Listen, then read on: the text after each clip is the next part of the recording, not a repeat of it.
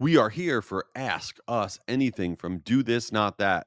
This is our short episode where all week long we get in questions. We get in work questions and we get in ridiculous questions. And we try to tackle one of each. And if you want to submit a question, it's real easy. All you got to do is go to jschwedelson.com/podcast. And there's a button that says Ask Us Anything. And you can submit anything. I mean, the questions that we get in all week are wild. So let's jump into it. First, we're going to do our work question. So we got a question from Tommy from New York. Oh, Tommy doesn't tell us where in New York. That's the most New York thing of all time. I'm from New York, so I can kind of make fun of this, but everybody else will submit something. They'll be like, "This is the town I'm from. This is the city I'm from." But when you're from New York, you just say New York because they're just like, "Yeah, I'm from New York. What are you going to do about it?" I don't know. That just makes me laugh. Tommy, I'm sorry for making fun, but I can because I'm from New York. What are you going to do? Anyway, here's a question Tommy has. How do we get our contacts who haven't opened our emails in 2 years to start engaging with our emails? Well, that's a great question because the whole non engaged segment of our database, this is a thing that has plagued marketers since the beginning of time. And we are like, what are we going to do? We need a win back strategy, all this other nonsense. And let me tell you the first thing. The first thing is 2 years is way too long. And let me tell you why.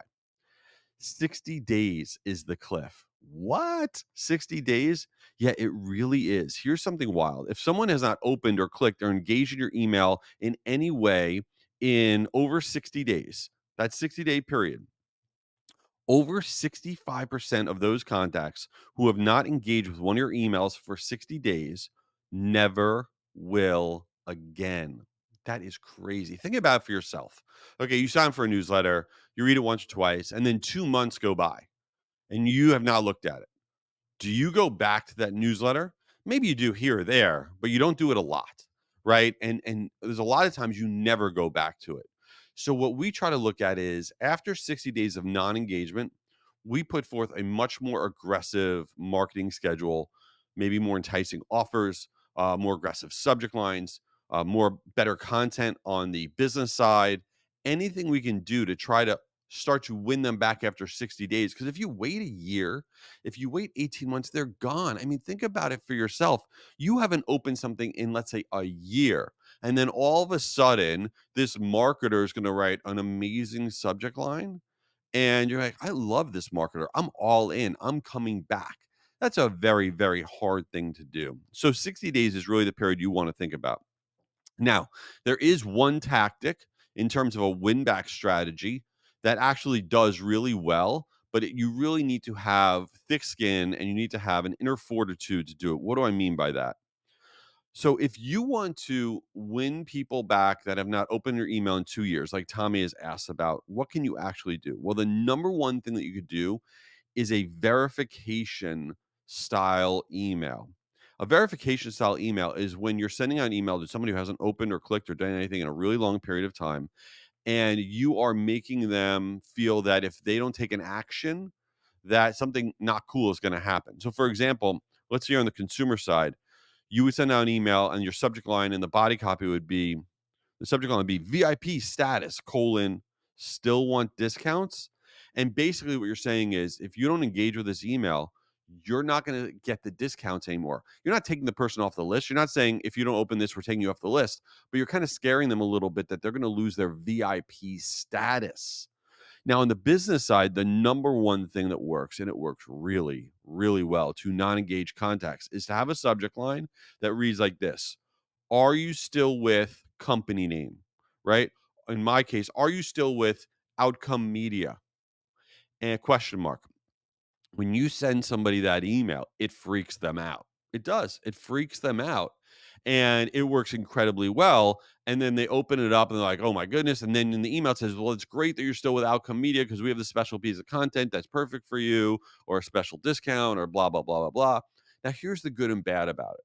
The good is it's going to work incredibly well. Here's the stat: verification email that are sent to people who have not engaged in over 12 months have an average open rate of over 20%.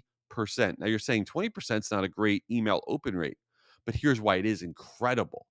This is to a population of people that have not opened or clicked on one of your emails in over 12 months. To now get 20% of these people to open it is like the craziest stat of all time, right?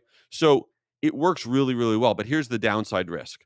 The risk is that you will get an incredible number of unsubscribes. You will get an incredible number of people that are annoyed with you because they're going to get freaked out by this verification style email. So that's why I said you need to have kind of like an inner fortitude to do it, but it works really well. So that's what I would be thinking about. A shorter window of time, like 60 days, and verification style emails do really, really well. All right, before we get on to the ridiculous question, as always, it's totally ridiculous. I wanted to let you know that this podcast is exclusively presented by Marigold. What is Marigold? Marigold's a platform, okay? It's a roll up of a lot of different platforms like Campaign Monitor or Sail Through or Cheetah Digital or My Emma. They're all part of Marigold. And it's an email sending platform. It's a loyalty marketing platform. It's a relationship marketing platform. I use Marigold. I've used it for years. If you are thinking about a new email sending platform, you're like, which one should I go to? I don't know. They're good for small, medium, enterprise sized marketers. I am telling you, you want to check them out at meetmarigold.com. And if you want me to introduce you directly, I am so happy to do that. I want to do that for you. Drop me a DM on LinkedIn. I will get you connected to the most amazing people at Marigold. Check them out at meetmarigold.com. All right, let's get into the ridiculous question. So, we got a question from Stacy from Milwaukee, Wisconsin. My brother lives in Milwaukee, Wisconsin.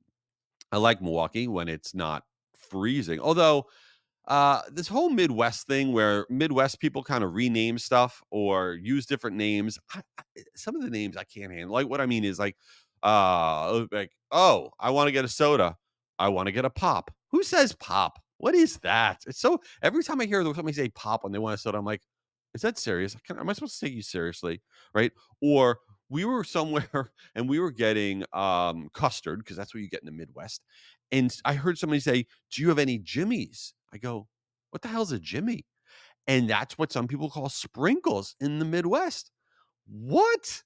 What is going on? Stop with the different names. Pop. I mean, sorry, Stacy. I know. I got to get over it. What's your question? Stacy says, my husband thinks it's weird that I won't eat leftovers. Leftovers are gross, right? Stacy, what are you talking about? Like, I've been out with people that feel this way that won't eat leftovers. And I got to tell you, that is not normal in my book. So I have a problem. I not only eat leftover, like I'm all in on leftover. You got to be kidding me. I mean, if it wasn't for leftovers, I probably would starve. Okay.